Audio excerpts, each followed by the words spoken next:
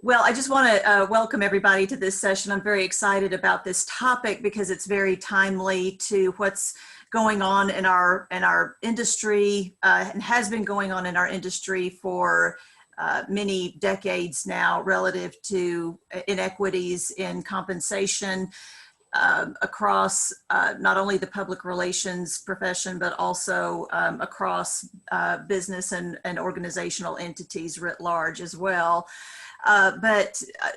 Gender pay disparities are a big issue not only in public relations, but also for the clients that we try to help to advise. A lot of times communications issues arise for clients and for our employers more and more now that are tied to these types of issues. And so I think this session is going to help us to delve into not only those issues specifically, but also the ethics of those matters, how we communicate about them, the disclosure and transparency matters that are tied to that. And so I'm very excited about how the Public Relations and Communications Association, or PRCA, has been delving into this topic, and the PRCA Ethics Council is embracing this as subject matter for us to explore as we go forward also. I encourage everybody to follow the hashtag PRCA Ethics in social media.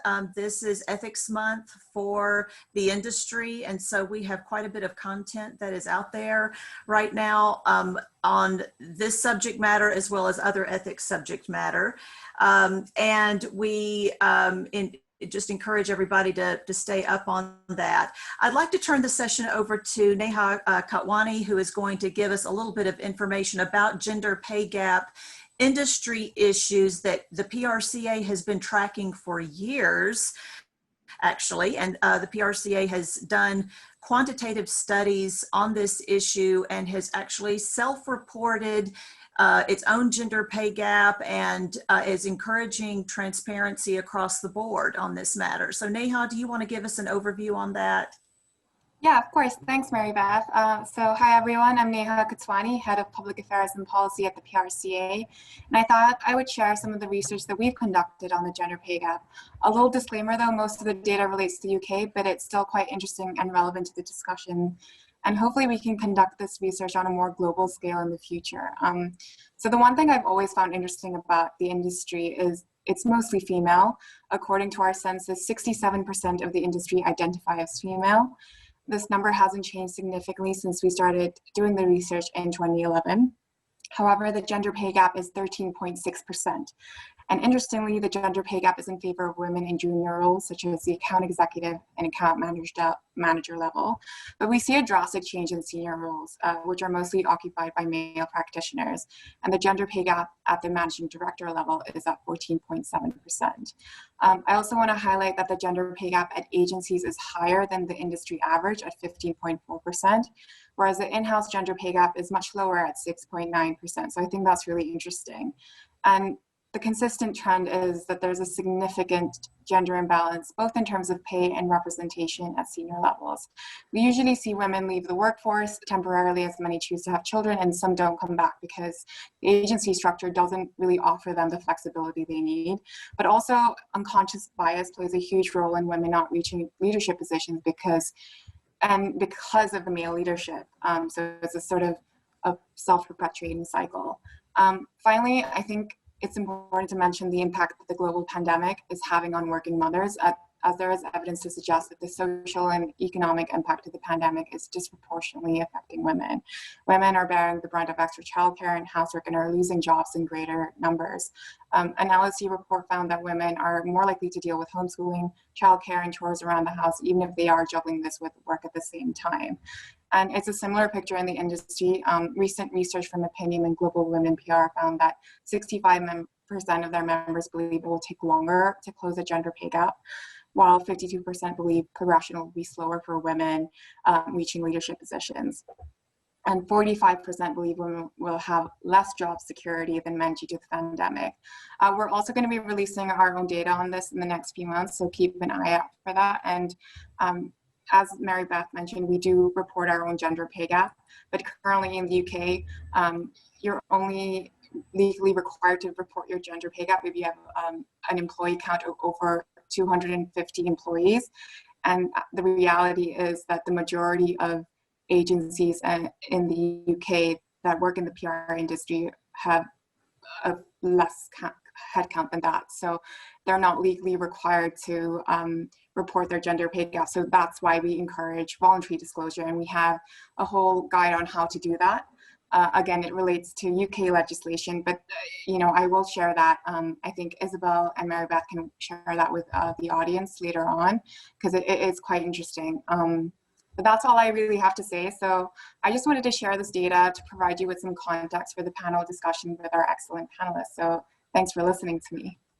Oh, thank you, Neha. I really appreciate that overview. I think it really frames the discussion quite well. And with that, I would like to introduce our discussion leader and our two panelists as well, who are going to delve more into this subject matter, really using that as the jumping off point. I will say too, though, that we will share in social media some slides that were developed that have some of the data, Neha, that you outlined just now, just for everybody's review and consumption. So a lot of good information out there. First, we have Julia Angelen Joy with Z Group and the PR method that is based over in Boise, Idaho, here in the United States, where I am based as well. And Jules is a PRCA member here in the States, and I'm just very excited to have her leading the discussion today, given her spokesmanship for just gender equity, and her she's always been such a wonderful advocate for fairness in the industry and for just so many different important issues tied to public relations advocacy. And I really encourage all of those who are listening to follow her in social media. We also have Dr. Margrét Vilborg Bjarnadóttir, who is affiliated with the University of Maryland, but is founder and chairman of a company called PayAnalytics, which is in Reykjavik, Iceland. And she is not only a very well-renowned researcher in this arena, but clearly also an entrepreneur, and is doing a great deal of consultative work with companies globally to help them bridge the gap of their pay disparities for their companies. And she's worked across many different industries. And she had penned, alongside other colleagues, an article for Harvard Business Review that caught my eye, and that was part of the reason we really wanted to bring her into this discussion. It's because many of the observations in that article were so insightful and actually had many counterintuitive points to them that we thought that would bring a lot of clarity to this discussion. We also have Philippa Foster-Back, who is the former chairman of the Institute of Business Ethics and who is my colleague on the PRCA Ethics Council. We are so proud to have Philippa join us as well. Such an excellent source of expertise on core ethics issues, not only in the public relations realm, but just across business and industry. And so having her perspective as part of this discussion is really going to lend a lot of clarity as well. So with that, I would love to hand this over to Jules to kick off the discussion. And for Jules, I would love for you to tell a little bit more about yourself and about your personal experience as a woman and as a woman of color in the industry. Thank you so much, Mary Beth. I'm so excited to be here, and I am certainly not the expert, but I do think that I have had some interesting experiences that with time and with age comes wisdom, and I'm understanding that my optimistic, positive outlook of my youth, that if you work hard and follow the rules and do what you're supposed to do, you'll be treated fairly. And you know, I'm really seeing ethics as an issue in my beloved public relations career. And talking about the gender pay gap, I really didn't start to understand that, as I said, until I got later into my career. And so, as things often are, you really don't start to delve into to them until they hit you personally, until you deal with it. And so when we were first talking about this session, I shared with you about 6 or 8 months ago, so pre-COVID, almost maybe 12 months ago now, I was in talks with a big firm in the Seattle area. And I was super excited about this opportunity to lead a team and do all this interesting work. And then, of course, there came the point where we needed to talk about compensation. And so I was sent a job offer, and I remember they called me and said it's on its way. And I was like, great, I'm so excited. My jaw fell open, and Mary Beth, you know this, I am rarely speechless. I couldn't believe the offer. And so what I did was I asked for more time to respond. And I started talking to a public relations recruiter in that same market, so very well versed in that job market, and another recruiter that I know that's in another market. And I said, what did I do wrong? Like, how did this go so badly? Okay, so when you say you couldn't believe the offer, it was not a high offer, it was an extraordinarily low offer. It was about 50% off of the average. Wow. Average. And so obviously I think I'm fantastic. So I was like, oh, I'm high average. So these are the numbers I'm going to use. It was low by every standard, whether you subtract, whatever you subtracted, it was low. And that I took personally, but talking to the recruiters, one of the recruiters actually laughed when I told them about the offer. So that didn't make me feel much better. But also both said, you know, this is quite common. And somehow companies and organizations are continuing to function, to grow, to add staff, but they're not being held accountable for their pay practices. And later, and thinking about it more for this conversation, one thing that I think was very interesting, which I would like to understand more, is this was a firm that was mostly female. So the offer was low, and they were offended that I wanted to talk about the low offer. And obviously it didn't work out. That isn't my employer currently. But now that I'm thinking about it, there just must be so much pressure and built-in ideas and even culture around women and pay. And so very excited to be here, because we really need to understand as practitioners, especially if we're experienced and we're taking on some responsibility for mentoring and growing the profession, really where we are with this issue in public relations. So it applies to lots of industries. We know it's an issue, but for us as professionals, how do we address it in our industry? And I was saddened and surprised when I was doing some research for this. So I saw that in 2015, PR Week and Women in PR started working with PRCA to report on the gender pay gap. And it sounds like from that reporting that many organizations had a positive outlook on the reporting itself, not the numbers, but the idea that we should be talking about this. So that's 2015, that was 5 years ago. In that same year, PR Week reported that 2015 would be the tipping point for gender pay. So everyone was really excited. Everyone was on board, and we were going to turn the tide. We were off by 17.8% in 2016, and PR Week in July of that year reported that this was an alarming trend. So almost total opposite of what they were talking about a year prior. So, you know, as an industry, we actually might be going the wrong direction, not even, you know, right, incremental steps. And so when you look at the highest earners, which really becomes a concern for people later in their career, women are off from men in the US by 28%. And so many PR firms, there are fewer opportunities at the top, and those opportunities are significantly less financially rewarding for women still. And then, of course, now we're in COVID. And so it's worse than this problem. I think everybody's probably just bracing for the worst, hoping they don't get laid off. They don't care what their salary is as long as they're getting a salary. But as a minority female, I come to this now with a different approach, something that I really didn't pay attention to when I was younger. And that's that Black women in the US earn 62 cents on the dollar compared to white men. That is not okay. That should make everybody feel uncomfortable. Yeah. And with COVID, those numbers came in July. Black women faced unemployment at 14.6%,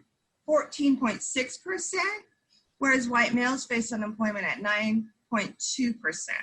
So with this crisis, the pandemic, and now likely the economic crisis, I'm concerned that this gap is going to widen. And we can't separate in public relations when we're talking about equality for gender. We can't separate out that there might be a race inequality tied to that as well.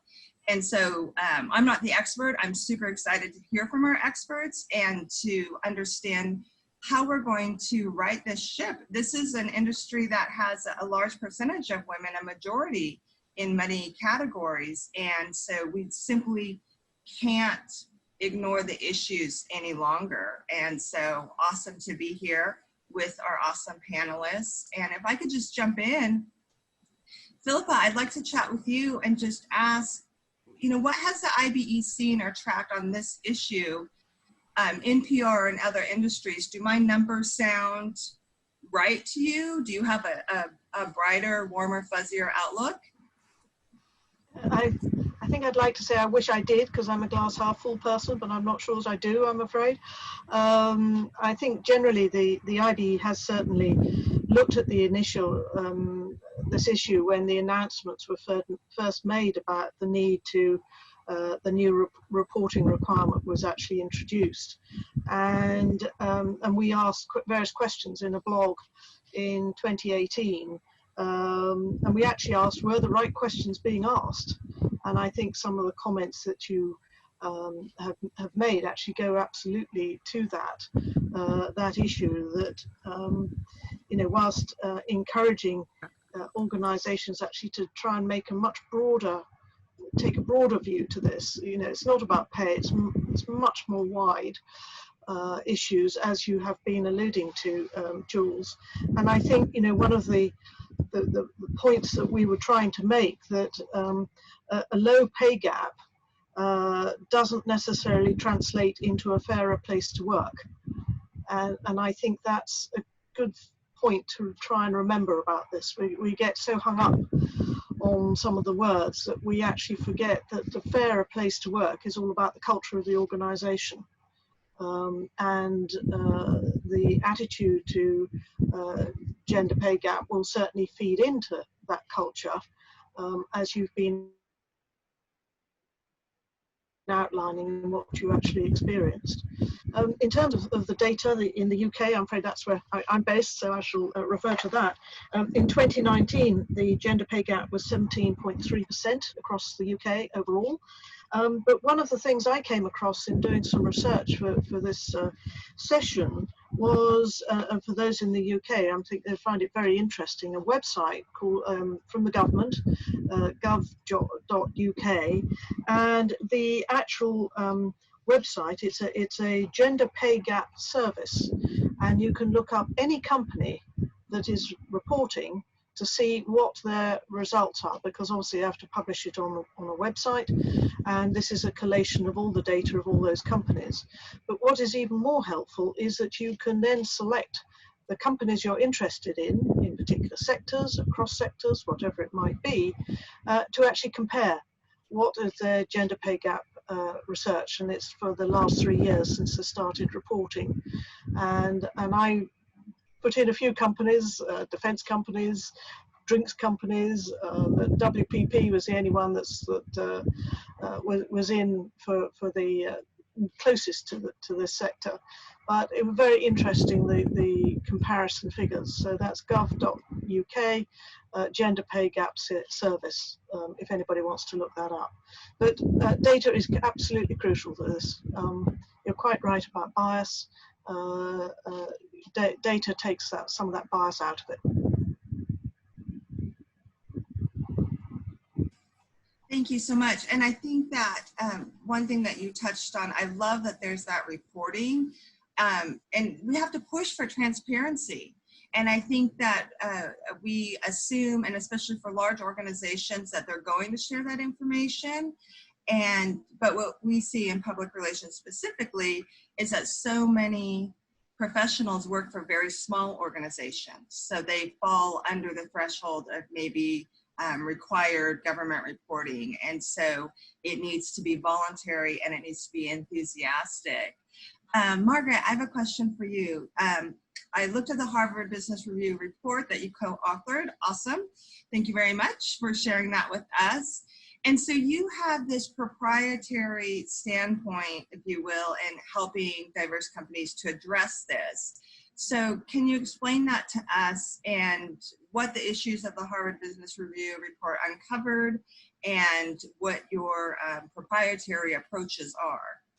Sure. So the focus of the HBR article is that it's not that straightforward to close these pay gaps. So I think when we speak about the pay gaps, really we are talking about two different pay gaps. So I think it's always helpful when we have these conversations to just frame it in which pay gaps are we talking about. So a lot of the data that you have all been citing is the absolute pay gap, right? It's the difference in the average pay gap between, you know, male and female. And as you point out, if you start breaking it down by race or ethnicity, I mean, the gaps become even bigger, right? So that's the absolute pay gap. And then we have other pay gaps, which I refer to as the equal pay gap, which is this promise of equal pay for equal work or work of equal value. So, you know, within an organization, if two employees are working in similar capacity with similar skills, they should be compensated similarly. So that's where the focus of that Harvard Business Review is on. So setting aside for a moment what I call the seniority pay gap, you know, the difference in the average pay, this is, you know, has a lot to do with opportunity and, you know, culture, like all of you have been talking about. And if we focus on the equal pay gaps, then what the Harvard Business Review article was all about is that things start to become very interesting. And then I'm using the word interesting the way the Americans use the word interesting. So it has this, it becomes interesting. So what we did is starting kind of in our research and developing, tearing apart the mathematics that are used to measure these equal pay gaps. And what we found is that the results are sometimes very counterintuitive. So, for example, if we think about your own organization and all the employees within your organization, and let's say, I assume, maybe stereotypically so, that there's a gap biased against women, right? So there's a gender pay gap. So then if I look at all my employees, I can find females within the organization that are certain in their characteristics, meaning their job roles, their skills, their performance, that if I give them a raise, it will increase the gap as measured by these mathematical models. And similarly, this is my favorite example, is that we can find actually male employees that are such in their characteristics that if I give them a raise, it will reduce the gender pay gap. So what the heart of this Harvard Business Review article is about is that if you're just interested in looking good on paper, saying we have eliminated the equal gender pay gap, you can play a lot with the math, give raises to certain employees that impact your gap a lot, and do so very cheaply. So you look good on paper, but A, your pay structure is worse off than it was before. It's definitely not fair. This is kind of the foundation of what we have been talking about. And it leaves you in a worse place than where you started off with. So what all of that research really kind of showed me was that if we want to address these equal pay gaps, we have to do that kind of on the foundation of fairness. So trying to play some math games is not the way to go, but kind of starting to address or echo some of the thoughts that you have been putting forward is, if we take data and we base things on fairness, we can close these equal pay gaps in a manner so that the employees feel, well treated. The salary structure is more robust and better off, and with all the good downhill consequences from there. So that was I would say, the core idea of that article. That sounds amazing. I think we could probably have a whole conversation just on that research. That's awesome. So let me ask another question then, because most often organizations, like humans, they really don't change their habits, behaviors, structures, processes, unless they're going to see a direct benefit. So for companies, and these challenges can all seem very overwhelming, if they fail and they continue to make missteps, what would be the consequences? What happens to an organization if they're not able to set some of these key best practices? So, there's a lot of research shows that, the typical examples that are taken is that, diverse teams work better, and employees that feel that there's transparency and they're fairly treated, productivity is higher. And then kind of similar, I think maybe all of us who are above a certain age, we all have our stories. So you shared your story. I can certainly share my story. When I was working next to someone, at least on paper, I was more qualified, but I was paid 15% lower, right? And I know when I found out, I know what that did to my productivity over the next 2 weeks, because I was too angry to get anything done. So if you think about kind of just the lost productivity, even if, the examples are not as bad as that, but if employees feel that they have to spend time at the water cooler trying to figure out, am I being compensated fairly? So there's a lot of research that shows that, it benefits the organization. And then, kind of looming in the over all of this is the legal risk. If you're not compensating fairly, especially if you think on the US side, you just face the risk of being sued, to put it very bluntly. Yeah. Yeah, that's very interesting. And just sort of anecdotally, I don't have any specific numbers, but salary discussions are a big no-no at US companies. There are actually policies in place to tell employees that they will not discuss their salaries, and it is often very frowned upon. And I think that probably, and I don't know how that is sort of culturally in other countries and other areas, but that ties in. And I think that actually blends well with sort of a stereotypical, female approach of don't rock the boat, don't ask too many questions. And so it just, if you're told you're not allowed to talk about it, they're not proactively sharing the information. You're branded a troublemaker if you ask too many questions. These issues can probably go on unaddressed for a long time. And then, of course, I would be angry as well. And I think it's rare that a company fully addresses in a forthright and frank manner, one, what pay is and what that means in their culture of their company, and two, if there are gaps, what those might be. So thank you. We are heading in. We are making great time. So for the participants, we're going to do Q&A. And so you'll be able to ask questions and share them directly here, get into the queue on Zoom. And that's coming up in a few minutes. So get ready for that now. Philippa, if we could move the conversation a little bit. This is Ethics Month. We're talking about ethics, and just more generally for management teams. They don't have to be in public relations, but just for organizations. What are some of the critical internal communications trust building processes, or what might be the barriers to trust building and building processes for addressing gender pay gap. And I have a couple of examples. What ethical issues do we need to look at? We've talked about fairness, and so more thoughts on that. Margrét added legal, so we know that can be an issue for an organization. I talked a little bit about diversity and inclusion, what that might mean for organizations, and just a general approach to disclosure and transparency. Those are a lot. I can repeat those. But what are your thoughts on how we look at all of this as a whole as an ethical issue? Well, I think that the first word, as Margrét said, is actually fairness. But the most difficult issue about the word fairness is that it's actually subjective. What might be fair for you in a certain situation, I might not feel it's fair.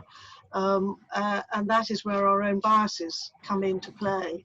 So it's a very complex issue, and to say that something is fair is very difficult. I think the only thing you can do is sort of take the emotion out of the word by trying to demonstrate that the process is fair, the data collection is fair, because that's something that people can hang on to rather than deal with any emotional issues. And certainly those, if you are in a situation you feel you've been treated fairly, then you're more likely to be able to cope with it, whatever that change might be, and be able to understand it and to move on and to take out some of that emotional and mental strain that comes with it if you feel you have not been treated fairly. So I think we can't underestimate that as a natural issue, and I would say that really is the key. I think you know, that then leads again back into culture, as I was saying earlier, about bias and the nature of an organization. But I think one or two of the other things that I would mention would be, it's the reputation of an organization. I mean, again, looking at these .gov or gov. Data, I was intrigued to see that Diageo, an enormous global drinks industry, has a positive gender pay gap bias to women. And in one part of the organization it's positive to women, in the other part it isn't, but overall it is positive. And looking at the Diageo website explains how they've gone about it, what they've done and everything else like that. So there's an awful lot to pick up and learn from others. One of the worst areas is actually in government, gender pay gap, where you would think, hold on a minute, they're all on, you know, set grades and things, it should all be equal, but no, it isn't. So there's a lot of work to be done in the public-private sector areas about this. So I think in talking about the subjects you picked up, I would certainly add in reputation, I would add in privacy. I don't think people feel very comfortable about talking about their pay, particularly if they think they're going to find out, like Margrét did, it 15% less. But there is a reticence about that, and then it also actually pays into confidentiality. You have to be very careful about your own employees as to whether or not you're breaching confidentiality if you actually. Especially under the new GDPR rules on data protection in Europe. So there are quite a lot of things that are coming together, but you can pull out various things and say there are issues around the industry, there are issues around the particular company that you might be in that industry, there's country issues, cultural issues, and there are things around, more specifically in this, again under fairness and bias, it might be regional issues, age-related issues, there's certainly ethnicity issues, and whether you're part-time, full-time. It is an absolute minefield, and it's not easy for companies to try and get this right. I do have some sympathy with them, and it's not just companies, organizations, which is why we come back to try to sort out what the data is and what data you need. That sounds wonderful. Margrét, do you have anything to add to that? And And one thing that you said, Philippa, that really connected with me is reputation. And I think that's so important for organizations. And as public relations practitioners, we are often in charge of reputation. We are helping to build it, to monitor it, to respond if it's threatened or in jeopardy. And maybe now, PR Week said it was in 2015, maybe now is the tipping point where because individuals such as ourselves are having these conversations, professionals will start pushing back a little bit, and there will become a need for organizations to guard their reputations and to do the research and to have the data and to be transparent. What do you say to that, Margrét? Yeah, I think I really connected with a couple of things that Philippa said. So you were talking about bias and data. So what I've spent the past 5 years on is, working with companies and using data to close these gaps. And just to tell you, one story to kind of highlight how we can use data to highlight these biases is that one of our early clients was a utility company that very early on decided to close pay gaps, decided to even out the gender representation in top management. And we did that together. And one of the things that we found when we analyzed their data was that there was a bias in salary against high-performing females. So meaning, if you were a high-performing female, you were being paid above average, but you weren't being paid to the top like their high-performing male counterparts. And this was really an aha moment for that HR manager. This was an HR manager in an organization that was like all in on equality, right? But then it is highlighted that these biases that we always bring to the table into any kind of decision making scenario, they can manifest themselves in ways that we are totally unaware of.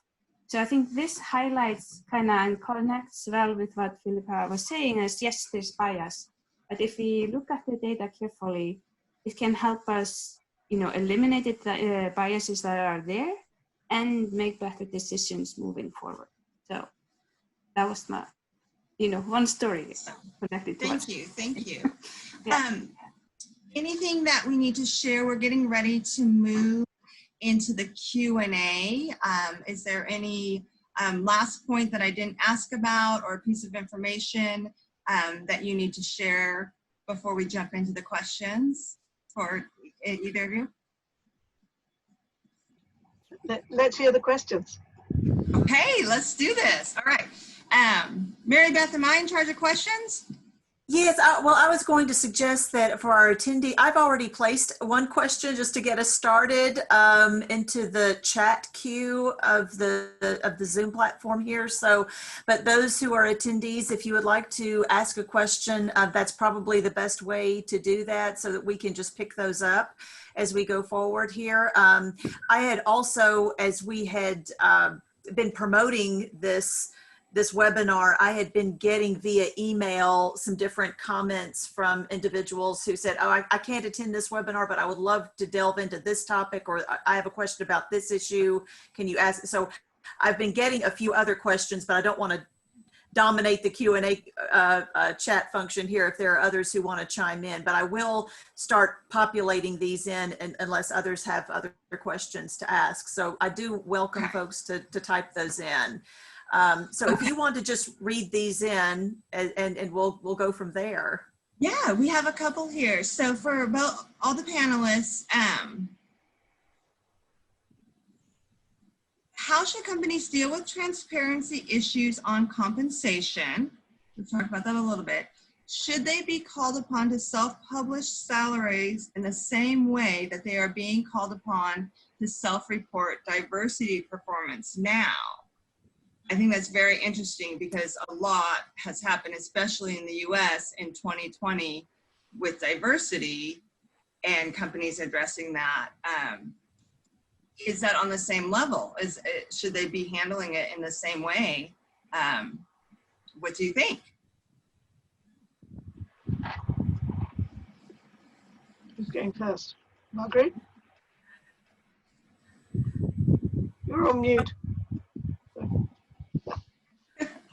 There's no meeting without at least somebody being on mute at some point. So I can maybe come at this from the practical perspective, and then maybe Philippa can fill in kind of the more pragmatic and, you know, the ethics side of this. So I mean, so it really ranges. So a couple of things. It was, you know, should companies be transparent, and then should they self-report? So an interesting study came out last year that showed that Denmark, that had put similar law as the UK on, you know, self-reporting, basically all companies with at least 35 employees had to report their gender pay gap. But the study that came out last year found that there was an 18% reduction in the gender pay gap within a couple of years of that legislation. So do I think companies should self-report? Yes, because we have seen it work. We haven't seen kind of academic studies coming out on the impact in Britain from the British legislation. It's newer, but it will be very interesting to see. Absolutely. So, you know, so then how do companies go about this? And their culture and where you're at really starts to matter. So I was on a call this morning actually with Turkey. So an organization in Turkey, and there's no such thing as a equal pay legislation in Turkey, right? And then we are, you know, I'm on calls with the US, and their organizations are so afraid of being transparent, because transparency means that, oh, I might get sued. And if I contrast that with my home country, Iceland, there things are way more open and accepting about that. Historically, we have had pay gaps, both, you know, the seniority pay gap and an equal pay gap. And there is everywhere in every organization. And because that's generally accepted, people are reporting their progress towards zero. So it's actually acceptable that you're not there yet, as long as you're on a journey to fix the problem. So obviously you have to be careful, and you have to adapt to where you're at and located. But I think transparency is the friend of fairness. So and obviously we have to be, you know, mindful about the risks, but also the benefits of transparency. So now, Well, thank you, Margrét. You can fill in the gaps. I think transparency, yes, there's obviously much to be said for that, but I would say there's a difference between being open and being transparent. So I would encourage openness, because transparency might actually indicate that you would expect, you know, down to individual salaries to be published or something like that, which would be totally inappropriate and be totally unfair to the individuals. You know, there might have been a performance issue, they might have been held back. You know, we don't know. The details are manifold.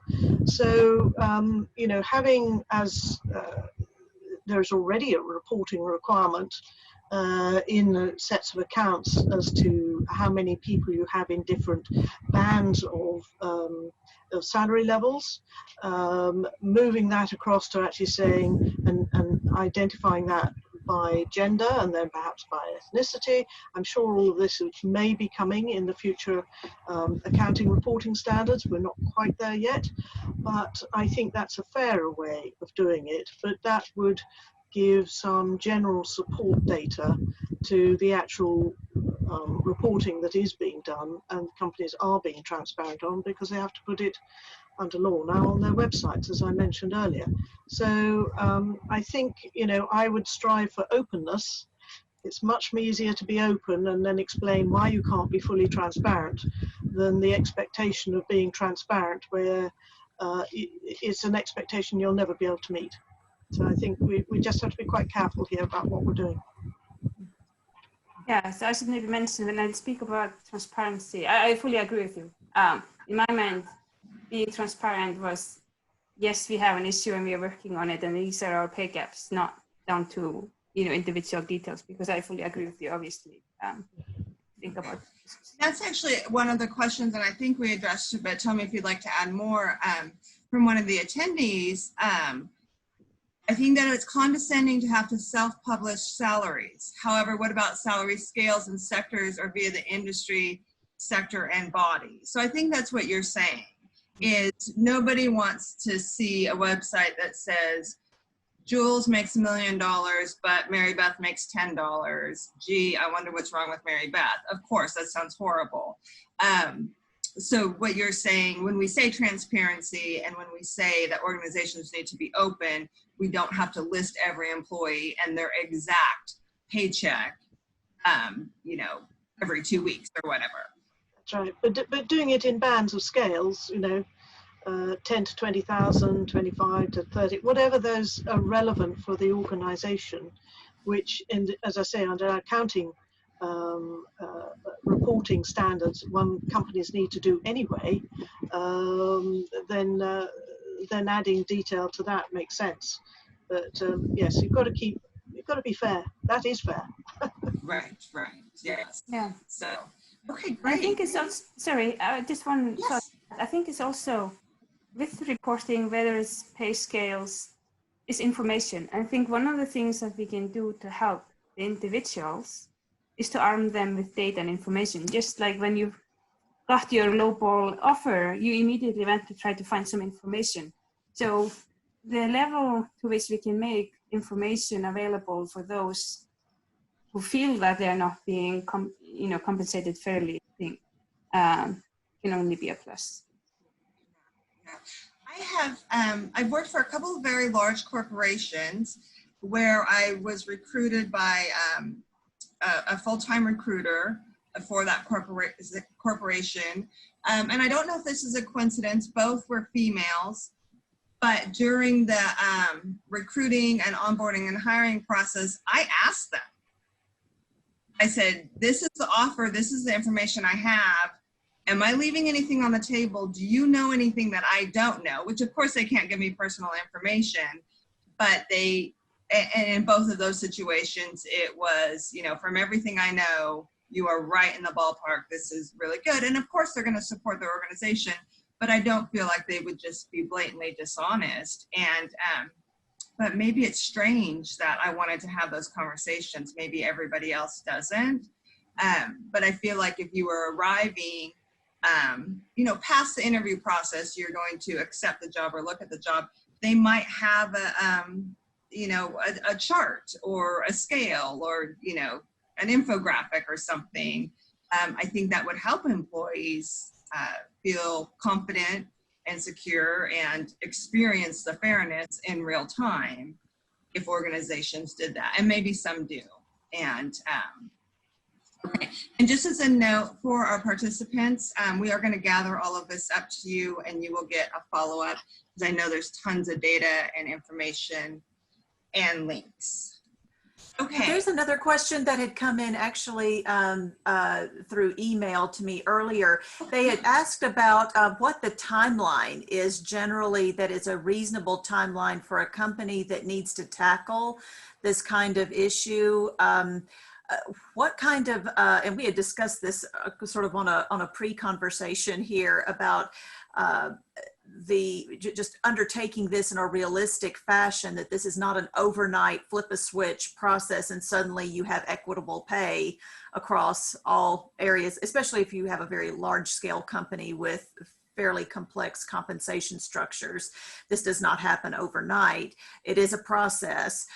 So I think there is a question about what is a reasonable expectation for timeline for this to be able to happen. And I guess this, Margrét, this may be a question for you, given your vast experience working with so many different types of companies of different sizes and scopes. Sure. I would say it varies. So one of the companies, my early on partners in crime in closing the pay caps, they had decided in 2011 to try to close it. And then we were talking about the equal pay gap, and it was, you know, in the low double digits. And they worked at it, and then we partnered up in 2016, so 4 years later when it was around 3%. And then we got it to 0 in 18 months. So this is one journey. Another organization that I'm working with currently, very large organization, over 100,000 employees, operations in more than 50 countries. They made a decision to close their pay gaps by the end of the year. So they are investing in closing the equal pay gap by the end of the year. And it's amazing to see, once you have the support from the management, with the right data tools, you can do it quite quickly, the equal pay gap. Addressing the broader pay gap, participation across the pay structure, etc. That takes longer because you don't have as direct levers. But you have to think about, how do I promote? How do I support my internal talent equally? What is my pipeline? What are the obstacles? What are my internal policies? What am I doing to make sure that I build up a diverse workforce throughout the organization? There, the levers are not, as I say, as direct. You can't just give somebody a raise and all of a sudden you have equal representation in the management. So that journey takes longer. I would say, out of all the tools in the HR toolbox, the one I've seen most effectively used is actually targets, right? So if you have 10-tiered structure, what is your target representations in the top 5? And that works because if you have goals, you try to reach those goals. So I think both for the equal pay gap and for the kind of overall pay gap, we can't close them with good intentions alone. That I have found over and over again. Like, everybody has good intentions, but if you don't gather the data, analyze the data, set goals, and then try to reach them, change will happen very slowly. And I think we're all looking to accelerate the change. Yeah. Great. And we have another question, and I've done this, looked online to get information. I find that those salary scales based on market analysis are always way off capitalized. How can we ensure that we don't get lowballed based on this inaccurate data? I worked for an employer in a city that did this and paid people in the same role in a different city more. And now at a different company, I make 25% more. So obviously this data was inaccurate. So the freebie websites, the recruiting websites that list salary or post salary, or they're aggregating data, but that's not their primary business function. Can we rely on those? Do those work? Well, isn't there the phrase that data in, or rubbish data in, is going to be rubbish data coming out? I think that's the problem with some of those websites that you refer to.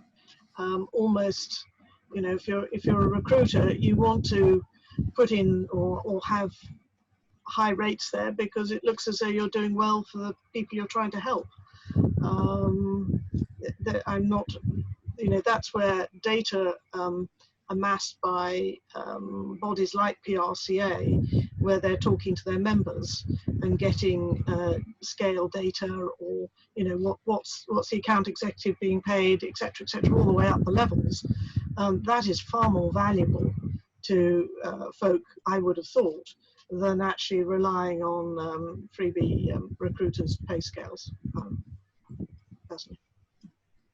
Yeah, makes sense. Makes sense. Mary, do you have any more email questions?